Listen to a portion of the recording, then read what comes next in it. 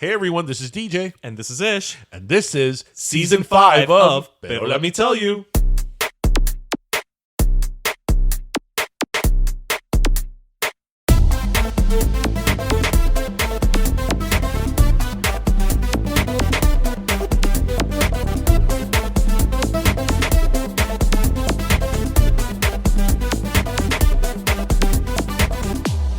All right, mi gente. So today we have with us producer, podcaster, one of the stars of, and I'm not just blowing smoke, one of the funniest sitcoms of 2022. Like, if you're not watching Grand Crew, like, pause right now, go watch it, and then come back and listen to this interview. We have with us Gracie Mercedes. Thank you so much for joining us. Thank you for having me. And thank you for that wonderful intro. I love it. Well, listen, I have to say, like, I have a kind of a rule where I try not to invite people on the show unless I genuinely like what they, produce, right? Or what they work on. And I have to say, Grand Crew has been one of the most refreshing shows. Like, it's I'm a big fan of the sitcom Happy Endings, and yeah, we keep hearing that, and I've never seen Happy Endings, so I should probably watch it. It gives me that vibe of, like, everybody's slightly crazy, but in a somewhat realistic way, if that makes sense. Yeah, totally. And I have to say, I love, specifically your character, Faye, you're like the sanest of the crew. Which isn't saying much, right? Right. It's just one of those. Well, I'm also the new one, so I'm new to the group, so I don't know if I let my crazy out yet. Yeah, but there's a beauty to that, because you, in the way you portray her, I have to say, you have like this controlled, like, simmering beneath the surface. The crazy's there. Oh, the crazy's there. That's why this group accepted her and welcomed her in. But she's doling it out, right? Or is it just me? Yeah, I think she's doling it. I think when I got the script for, I believe it's the third episode where you find out all these like random fun facts about Faye. Yes. I was like, okay, I see where we're going here. So it was cool because then it's like I get to play and just think like, okay, she's had this extensive past. She's had, she's definitely lived a life before the crew met her. And so that's always fun to play around with. And, you really, I mean, if we go back, you started off as a producer at MTV, right? So yeah. How do you make that transition? And, what do they say? Dying is easy, comedy's hard. So, Yeah, well, if I'm being honest, I always loved acting, and I think I always secretly wanted to be an actor. But when I was younger, I'm the first one to go to college in my family. I'm first generation. I think there was a little bit of that, like, first generation guilt that I needed to have, like, a real quote unquote job, a real job. We've all experienced it. You know what I mean? So I thought I was going to go to school for business. I went to NYU. Luckily, I did not get into the business school. And so they were like, you didn't get into the business school, but you got into the university. So basically pick something else. And so I was like, okay. So I did liberal arts for 2 years. And in that time, I realized, like, why would I want to do business? I hate math. I hate money. Like, anything that has to do with that world, I do not like. But my parents worked in finance. So I was like, sure. And then I decided to study for journalism, and I thought I wanted to be like a news reporter / anchor, broadcaster. So I went to school. I graduated at NYU with a broadcast journalism degree. Right away worked at ABC News. Realized within like 6 months that news was not for me, and that it's super depressing and really like hard on your soul. Yeah. And so I was like, well, I don't think I want to do that. But I had interned at MTV when I was in college. And so I was like, well, let me see if I can go back to MTV and get a job there. And I worked at MTV News first, and then I worked in production. I started as a PA and just worked my way up to producing. But it wasn't until my mid-20s that I decided, like, I'm going to go for acting. Like, I think being at MTV, being around all these huge celebrities, and these VJs who at the time were like huge celebrities too, I was a little jealous. I'm like, I want to be one of them married. We are no longer together, but we are still good friends. And I'm just starting to tell people that, but I can get into that story too, because funny enough, like the character Faye is just divorced and I'm going through a divorce, and that was something that I very much connected to. But yeah, going back quickly to how I became a producer, I just kind of worked my way to that position and then left it because I wanted to pursue acting. Yeah, I was definitely inspired by the people I was working with at MTV, who were in front of the camera. And so then I moved to LA, and then many years later, I'm here on this, NBC sitcom, but it took years of doing a lot of random jobs, from, waitressing like everyone does and bartending, to I was a fashion stylist, I was an on-air host, I was a blogger, and then I started writing and acting, and now I work full-time as an actress and a writer. Yeah. The as they say, the overnight success story that takes, X amount of years, right? Yeah. No, it's like, this acting school I go to, they had posted a meme and it said something like, overnight success takes 10 to 15 years of hard work and consistency. And I was like, yes, that's exactly right. Show me the lie. But I just think it's funny when you said business administration, I actually started chuckling internally. Because again, as a fellow, first generation, Latino in the US, we always joke when we speak to people who go into the acting profession that when they tell their parents, I'm going to be an actor, it's like, Adita. No. You should study like business administration or algo así. So the fact that you literally did give that a shot, it's like, you see, guys, we're not just saying it. This is the responsibility. I mean, my mom, I will say, my mom, God bless her, she had me very young. She had to get her GED and then work her way up as from a secretary, but she ended up working at Lehman Brothers as a pretty high up executive. Yeah. Like a executive assistant working with these big shots and blah, blah, blah. And that's how she met my stepfather. So yeah, I just heard finance. So sure, that's what I'll do. But I had no idea. I still don't know what my parents do. I still have no idea what they do. So yeah, it's definitely a thing, but luckily my mom was very supportive. I remember when I sat down and was like, so I'm gonna quit MTV and move to LA and be an actress. And she was like, okay. Crazy girl, sure, I'll support your dreams.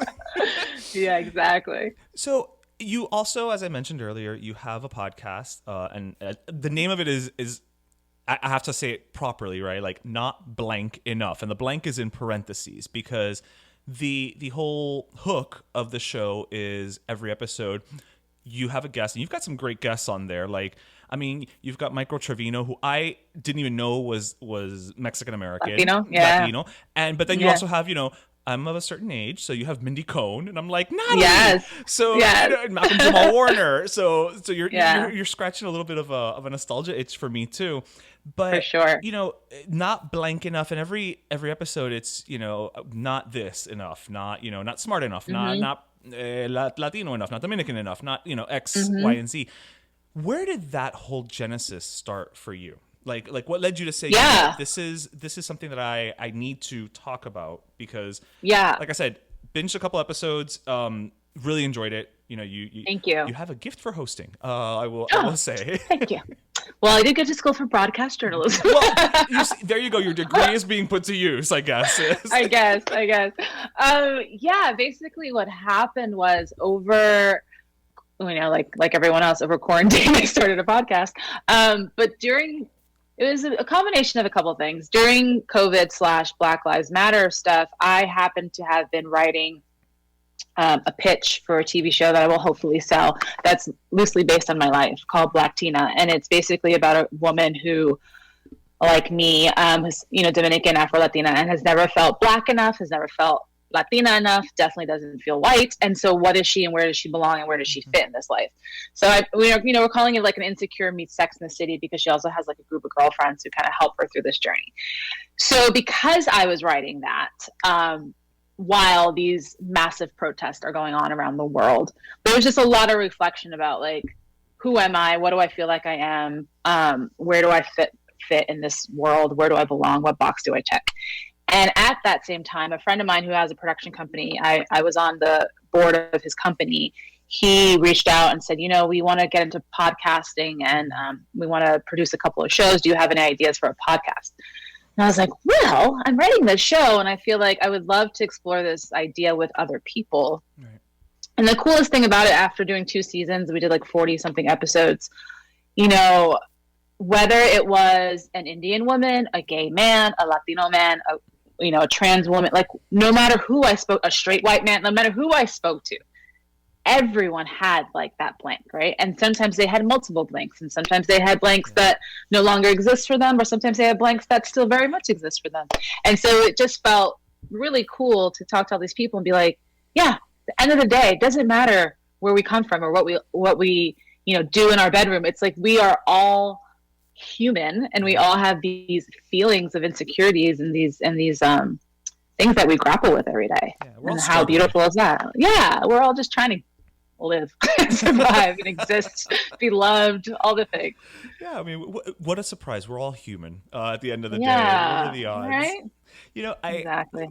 I want to ask you because, and I'm going to get the story all wrong, but it's your story, so hopefully you will jump in and help me out here. On one of the episodes, you were speaking about trying to explain to people how you're Afro-Latina, and they were like, "Well, what does that mean?" What do you mean? And I think you said well, because you have an afro, or is it like? And I mean, again, I chuckled because I was like, no, nobody can be that ignorant. But no, I think you're about to tell us yes. Yeah, I mean, I feel like, listen, on one hand I laugh, and on the other hand I'm like, this is America, like where we are now actively trying not to teach certain types of history so that we don't expose what we've been. So it's like this country in particular, and I can only talk about this country because I'm from here, right. But we do not teach proper history in school. We leave out a lot of things. And so I can't blame the average person not knowing what Afro-Latina means, right? You don't know what you don't know, right? You don't know what you don't know. Also, it's a term only us Latinos have been using for the last maybe 10 years. I don't even know. I'm not even sure. You know what I mean? Like, yeah, maybe. I don't know how long. Maybe. And or at least been using, because I have heard from others that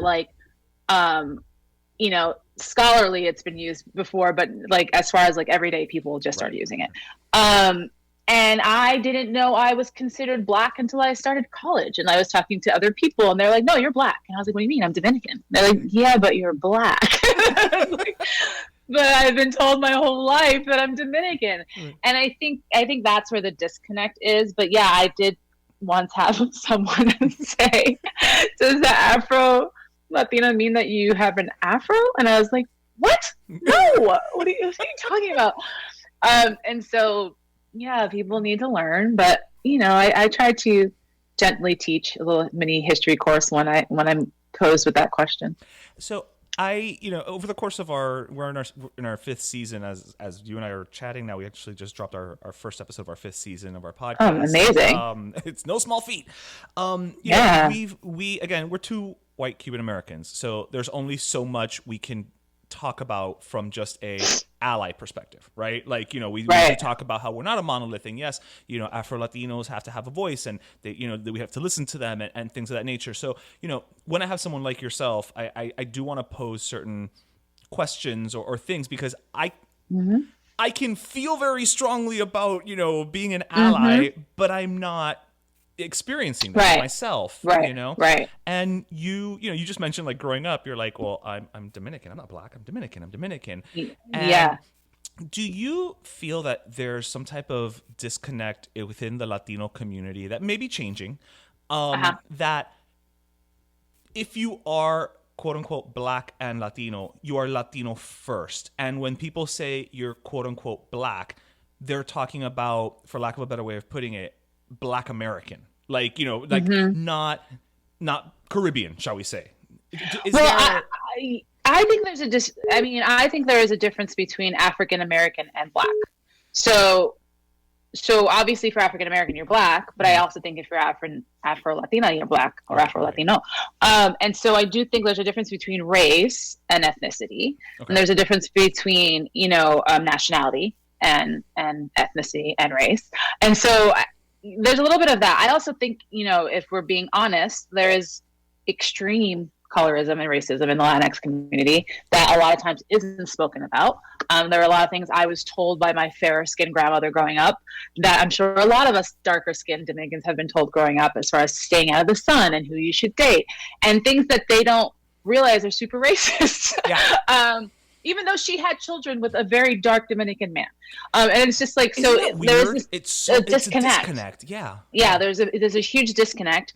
And, at the end of the day, that is white supremacy winning. And that is all that things that we have been programmed. We were colonized and we were taught that Eurocentric beauty is better and that being lighter is better and being white is better. And so, and the people who are darker skin are not as smart or poor or whatever the case may be.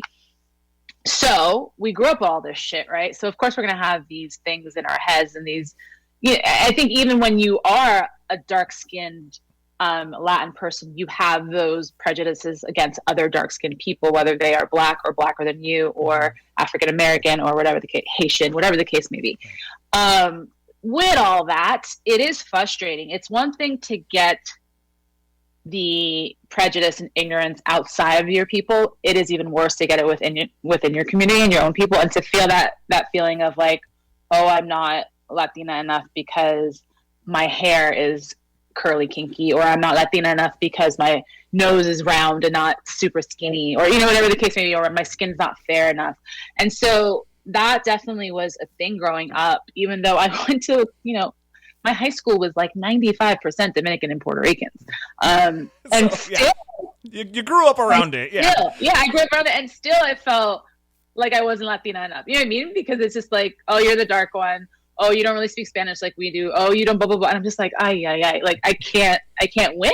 And then to African American girls, I was like, oh, you ain't black because you're Dominican and your hair is this, and I'm just like, okay.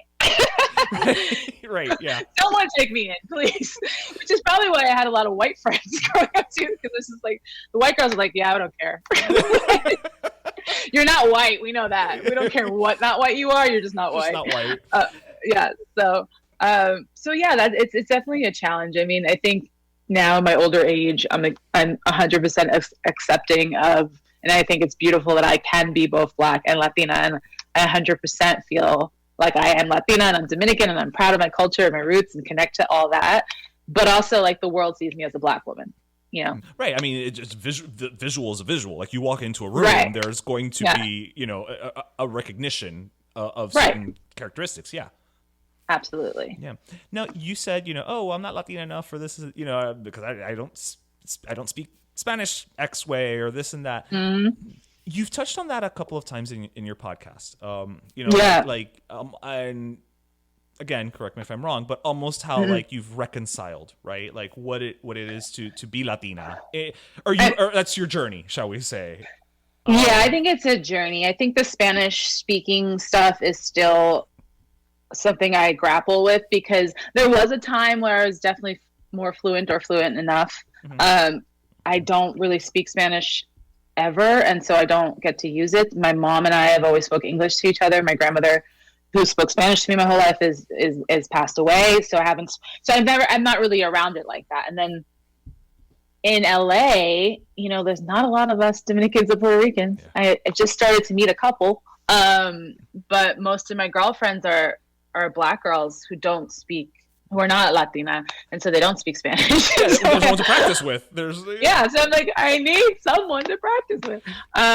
But does that? I guess my where I was going with it is more along the lines of, does language make you Latino or Latina?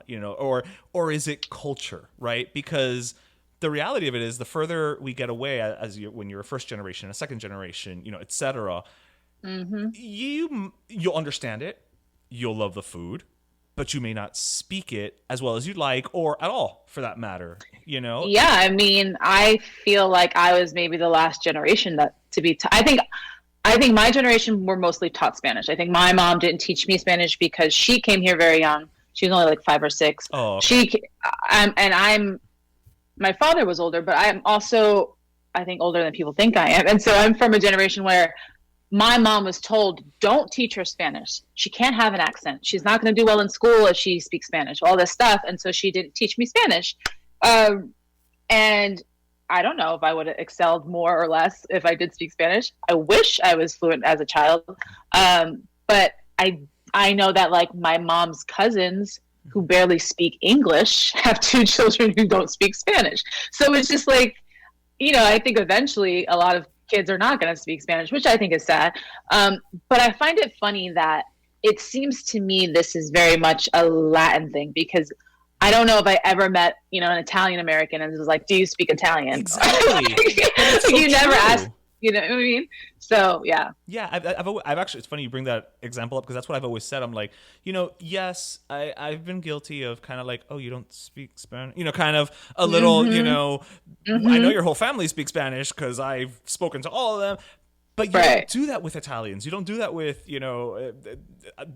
Irish. How many Asian people do you know? Do you know if they speak Mandarin or Korean or they might, but no one's ever like, do you speak that language? Yeah, it's not an expectation all of a sudden.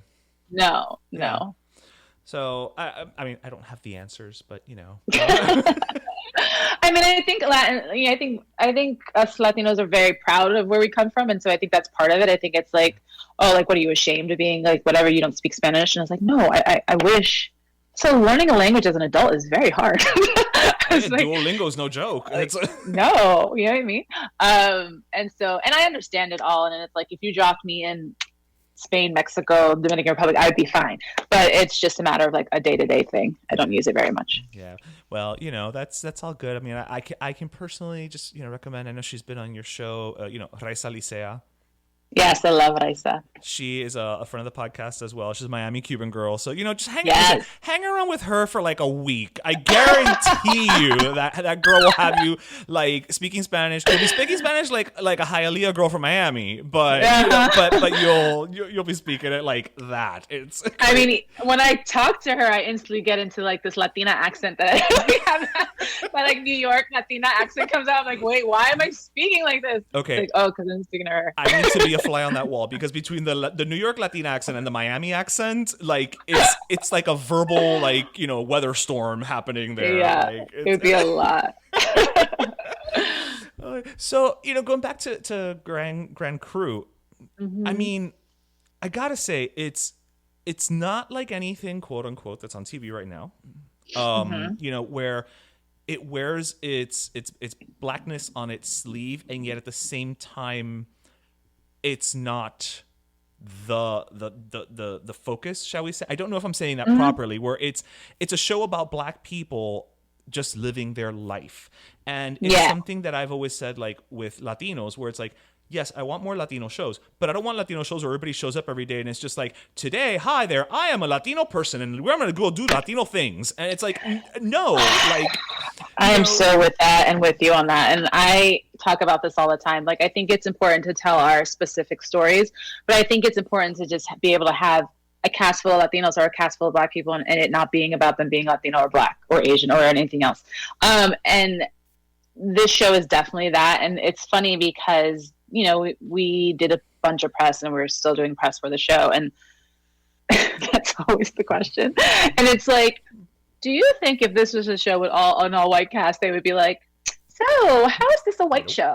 No, they wouldn't. And it's like, they would not. And so it's just interesting that when it is an all Black cast, everyone wants to pigeonhole it as being a Black show. And it's not a Black show. It's a comedy with an all Black cast. And it's very funny, and it's about friendship and loves and relationships and dating and LA and wine and this and that and the other, and we just happen to all be Black. And so there are definitely, I think Phil, our creator, is such a genius, and he's so funny, and I think what he does so well is that every episode has some kind of issue that may touch upon something that is relevant in the Black community. Like, we had an episode about therapy, and we had just had an episode about Black fathers, and so it's like we are touching on things, but it's not like hitting you over the head with it. It's not preachy in any way. Right. It's not something that you can't relate to if you're not Black. So that's what I think is so special about the show. And it's cool because there's definitely, I do the live tweeting every Tuesday when we air for the East Coast and the West Coast, and seeing what people are saying is really fun. And there are a lot of Black shows on Tuesday nights right now, or a lot of shows with Black leads on Tuesday nights. So you're right. So they're calling it Black Tuesday. Because we have like Abbott Elementary, we have Grand Crew, we have this show called Queens, we have there's literally all these shows. Naomi's on the CW at that time. Naomi's right. also on Tuesday night. Like there's all these shows on Tuesday night, and to hear what people are saying is pretty funny. But what I'm starting to see more and more of, which is great, is that like, you know, Abbott Elementary has been such a huge hit and getting hilarious. Like crazy ratings and like, which is great. It's hilarious and funny. People are now being like, guys, if you like Abbott, you have to watch Grand Crew. Like, watch Grand Crew. Like, this is, and so now, and like, there's a lot of like Abbott Elementary and Grand Crew are my favorite shows, and blah blah blah. And I'm like, oh yes, please, like, let people discover the show, because I do think it's a great show, and I think this season gets better and better with each episode, and if hopefully we get to make a second season, I think it's just gonna. I mean, I'm spreading the Grand Crew gospel whenever I can. I'm not saying it because you're on video shot in front of my face. Right. It is just that funny. I mean, even something as simple as, quite frankly, the introduction of your character.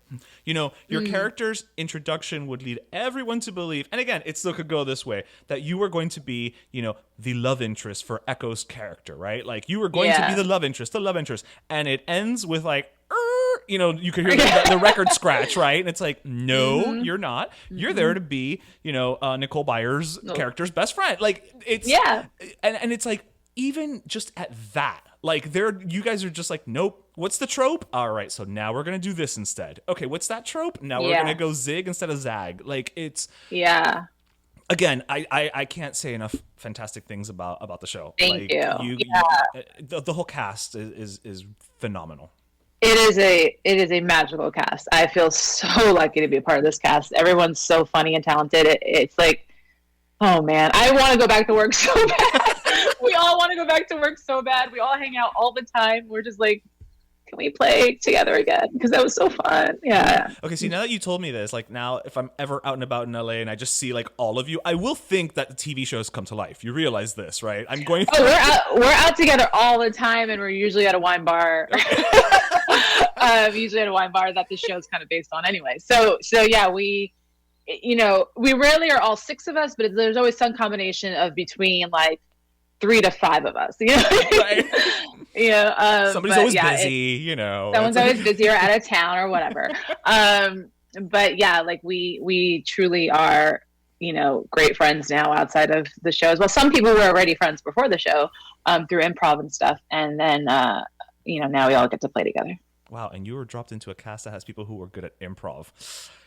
No pressure. I know. No pressure. Well, luckily, I used to do improv. I actually knew Echo Kellum's the only person from the cast that I knew beforehand, because we both did improv together at iOS. But that, for me, that was like 10 years ago. Like, I haven't done it in a bazillion years. But I'll tell you what, that stuff doesn't leave you. And my chemistry read was with Nicole, and I had to improvise with Nicole freaking Byer. So, wow, no pressure. Bring that energy, if nothing else. Yeah, you know what I mean? But it was so fun, and luckily, it all worked out. So there you go. Yeah, I gotta say, I actually was a couple years ago, I was in Vancouver, and Echo was literally on the street about to walk into a shoe store, and I was like, because he was on Arrow at the time, I'm a huge comic book nerd, and I was like, hey, are you Echo? And he's like, yeah. I'm like, oh my God, big fan. And I was like, this guy's just like, I just needed socks. You know, like in my mind, I'm thinking he's like, I was literally just walking to a shoe store, this random crazy person in the middle of summer in Vancouver. I'm sure he loved it. But, I'm sure he loved it. But those are things that for me carries over, because that means that he was a nice guy. I will speak highly of him, just as highly as I speak of you after this interview. And thank you. Again, Gracie, thank you so much for taking the time. I know you're a busy lady. And guys, again, NBC. You know what? I'm not going to say Tuesdays, but it's on NBC and it's on Hulu. Okay? So there's no excuse. And it's on Peacock. It's on Peacock. And you know what? It's probably on somebody's jacked up, stolen well, Bitcoin thing too.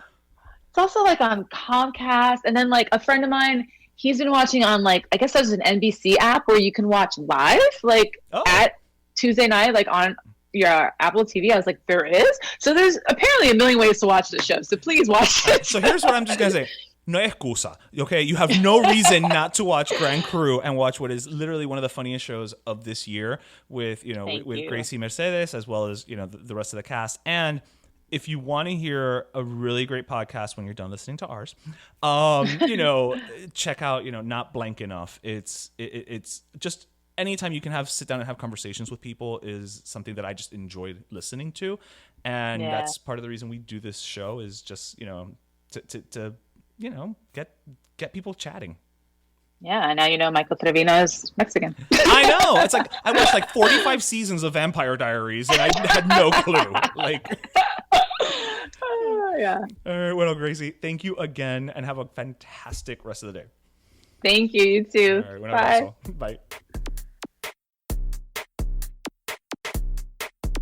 Pero Let Me Tell You is co-hosted by Darian Borges and Ismaeliano, produced by Ismaeliano, and our theme, Pero Let Me Tell You Freestyle, is composed by Michael Angelo Lomlaplex, the official gay guy.